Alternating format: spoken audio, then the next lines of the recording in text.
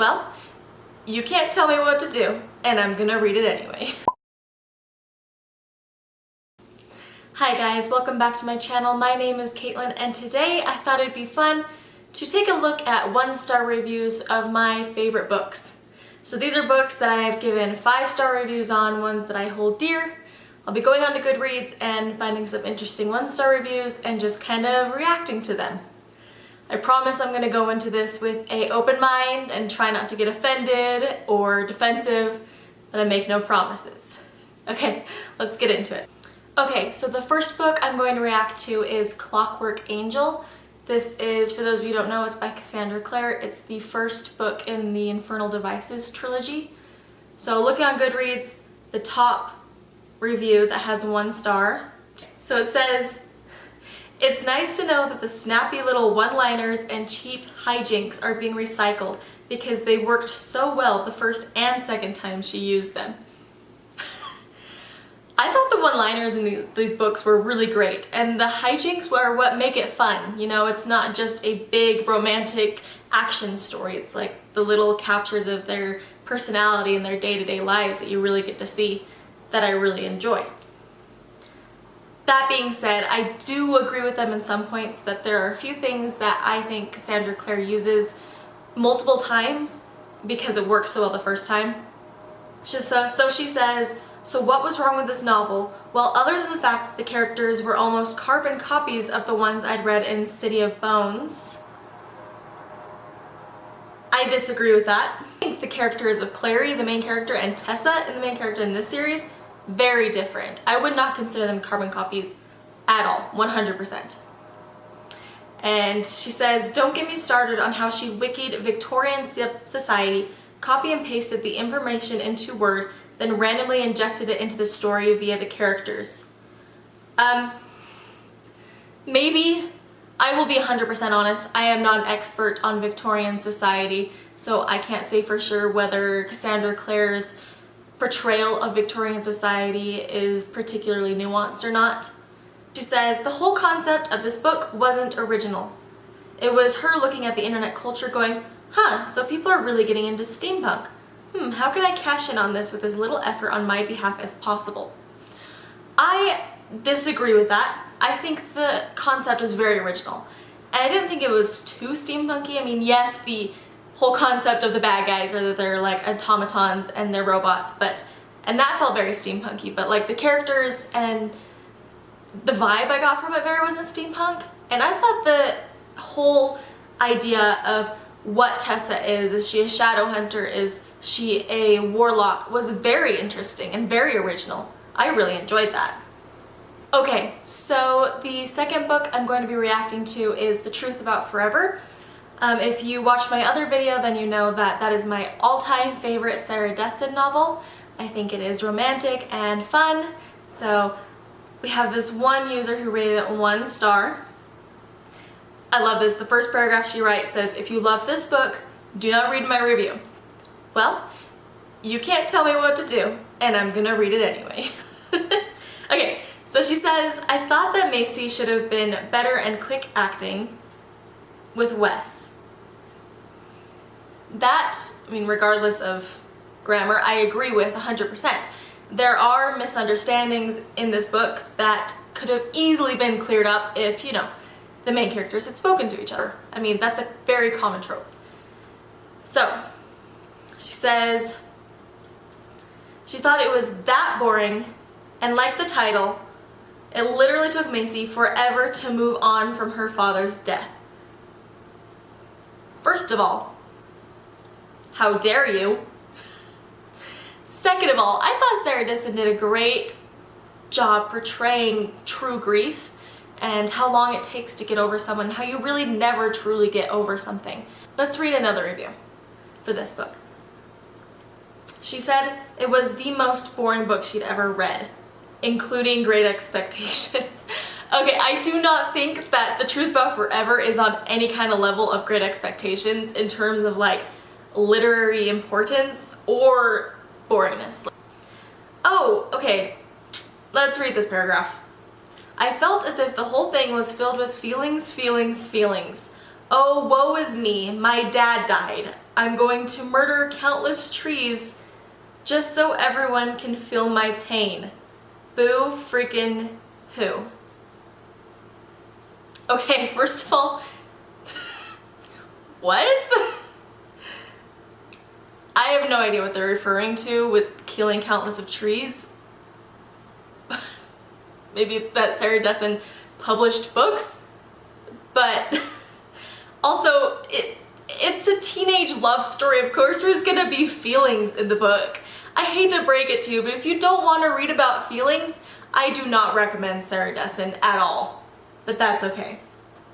And isn't that just kind of rude? Like, her dad died and she watched him die, and it wasn't that long ago, and she's learning to get past it, and she's learning to interact with people again, and boo freaking who is what this user said? Whatever, okay. Okay, next book I'm gonna look at is Mystic and Rider by Sharon Shin. For those of you who've never heard of this book, which I'm sure is most of you, it's a high fantasy book that is the first in a series of 5, and it's personally my favorite fantasy book of all times. I think Sharon Shin does an amazing job of blending romance with adventure and building a really strong world that the characters live in. It looks like it has a pretty high rating, 4 out of 5 on Goodreads, but some people of course disagree with me. This one person says there's too much info dumping, too generic, and I couldn't help but obsess over the number of times the phrase "Seneth smiled" appeared. So info dumping is something that's kind of common in fantasy books, I feel like. You know, the author wants to build the world, and so they tend to info dump. I have never personally felt that way about Sharon Shin. I always felt like she did a really good job of seamlessly blending the world lore in with the characters' adventures. I will admit there is one part in the second chapter, I believe, where they kind of explain the country layout and the alliances that can be a little bit info heavy, but I think that is necessary and it's important for the rest of the story, so I don't have an issue with it. So this person said, I could not for the life of me get into this book.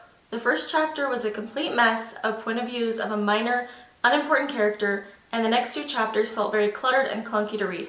The story itself didn't grip me, and I found it hard to tell who was who. Could not persevere, so sorry if it gets better later, just not for me. I like the first chapter. The first chapter, so there are 6 main characters in the story, and the first book is told mainly through Seneth. The first chapter is kind of from an outsider perspective, looking in at these 6 main characters and how they interact with each other.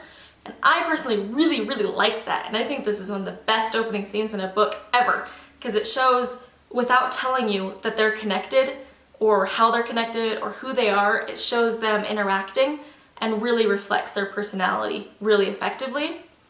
I will agree that the next 2 chapters are a lot of info dumping, like I said, but I'm sorry, person who rated this, it does get better. I mean, maybe if you're not into this kind of fantasy book, you wouldn't like it, but it's, like I said, it does get better. The next book I'm going to look at the reviews for is Delirium by Lauren Oliver. This book was really popular a few years back, and I've heard quite a few controversial reviews on it, and I just kind of wanted to see what they said on Goodreads and react to them. So this person gave it 2 out of 5 stars and said, it is clear the new genre of dystopian romance is here to stay. Apparently paranormal romance formula, I can't be with you because I might kill you, is getting old. So now we're bombarded with trilogies showcasing the new formula.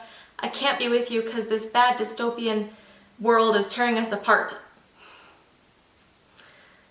I'm trying to be nice here, but Oliver has no talent for speculative fiction.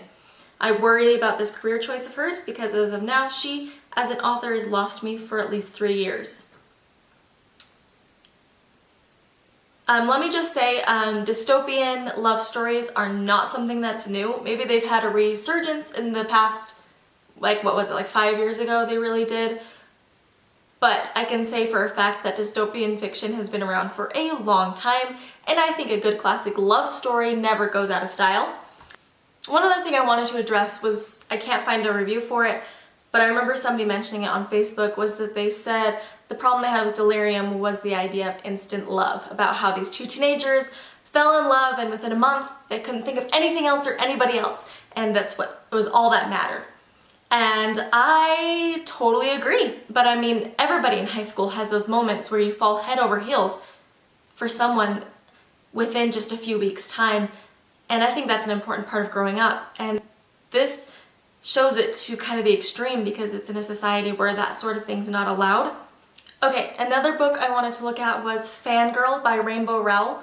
I really like this book. I really connected with the main character and her struggles throughout writing and throughout her online presence, and especially through her social anxiety that kind of develops as she goes into college. So I'm looking at this person who rated it 1 out of 5 stars. Let's see what they have to say. So you see, what's her name? Referring to the main character.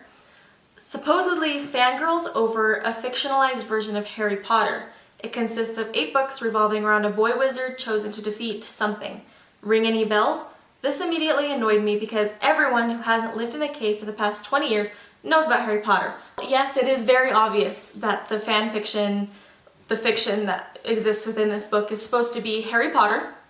I thought it was just fine. I mean, it didn't bother me. I mean, it's a fictional story in a fictional world, and why not include another fictional story within that fictional world? So she says, naming this book Fangirl was ridiculous. If you haven't ever fangirled over anything, you're probably bound to find it stupid because you probably find fangirls annoying or don't even know what it refers to.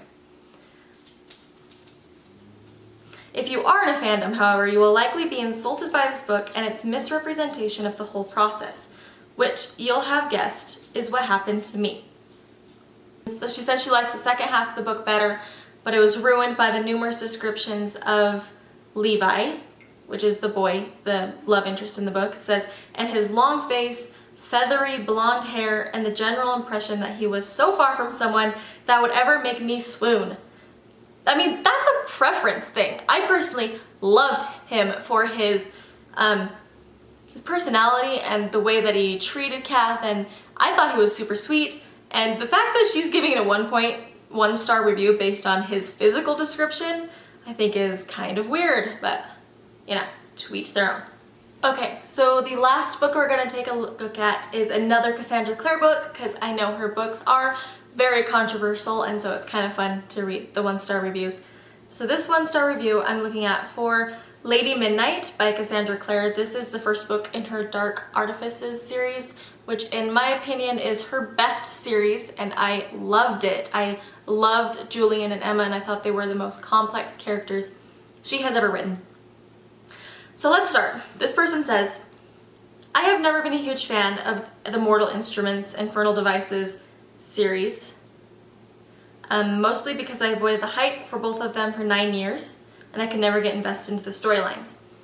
Now, I am kind of similar. I didn't actually read any Cassandra Clare books until last year, and when I read them, I really didn't like the first few books of the Mortal Instruments, and then I got into it more, and then I started to become really kind of obsessed with the storylines, starting with the Infernal Devices and then coming into Dark Artifices.